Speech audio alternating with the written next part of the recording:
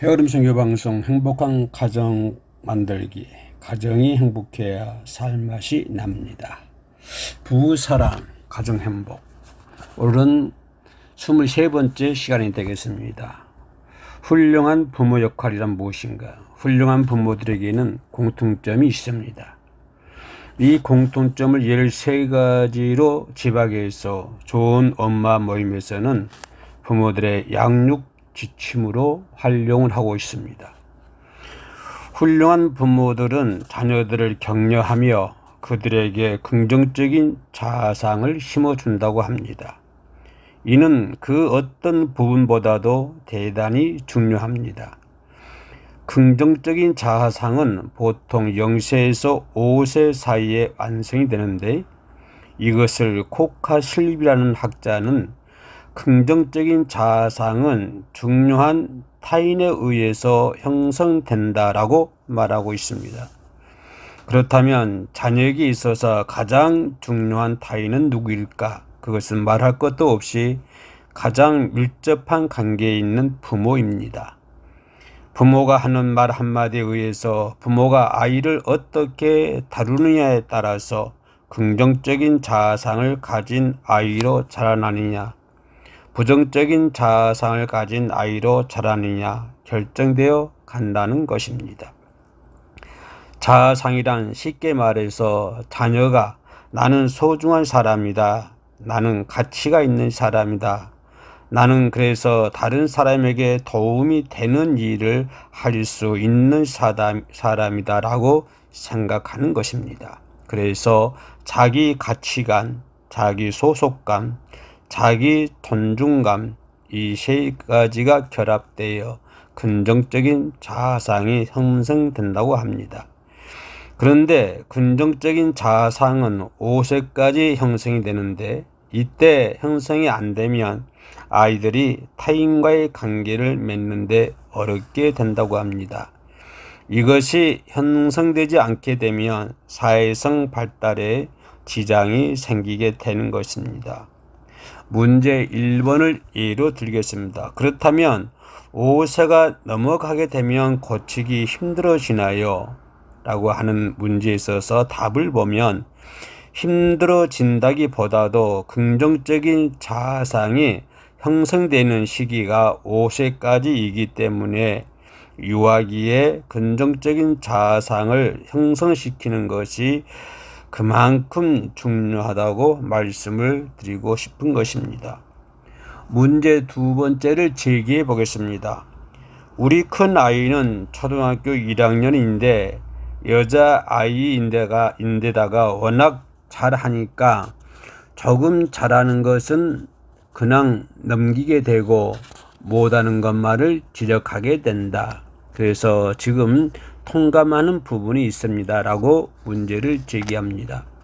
답을 보면 아이도 그렇고 부모도 그렇고 다른 부분만을 지적하면 아이가 부정적인 자아상을 가지기가 쉽고 굉장히 확대해서 보게 됩니다. 문제 3을 제기해 보겠습니다. 그러니까 다른 사람들은 내 자녀가 굉장히 잘한다는데 자기는 부모 욕심에 더 잘하게 하려고 못하는 부분을 지적하는 것이에요 라고 질문했을 때 답을 보면, 그런데 부모님이 좋은 의도로 지금 아이를 훈계하고 지도해서 양육하려고 하시지만 그렇게까지 하면 그것이 엄마가 의도하는 것과는 다른 나쁜 방향으로 아이를 지도하는 것이 되는 거지요. 이렇게 답을 드린다고 합니다. 문제 4를 지적해 보겠습니다. 지금 아이가 어떠하냐면 비판적이에요. 어떤 문제에 대해서 날카롭기는 한데 마치 어른들처럼 너무나 비판적인 거예요. 거기에 대한 답은 그것이 엄마의 영향을 받아서 그런 것이거든요. 문제 5번을 제기합니다. 그래요. 지금이라도 고쳐야겠어요. 답을 보면 그래서 더 긍정적인 부분을 칭찬해 주시고 지적을 할 때에도 어머 누구야 이거 참 잘하는데 이 부분을 보완했으면 더 좋겠다. 이렇게 긍정적인 것부터 지적한 다음 나쁜 것을 지적하는 것과 나쁜 것을 지적한 다음 그래도 너는 이것은 잘해라 라고 하는 것은 천지 차이거든요.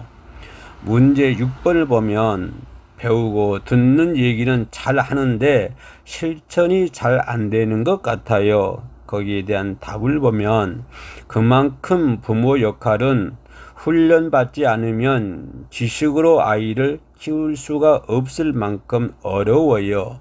부모가 인격적으로 성숙하고 훈련된 모습으로 아이를 키울 때만이 아이한테 긍정적인 영향을 미칠 수가 있는 것이죠. 상담 심리학자인 정동섭 교수는 531 법칙을 말하고 있습니다. 이것이 무엇이냐면 5번 지도해주고 3번 칭찬해주고 1번 혼내라는 것입니다.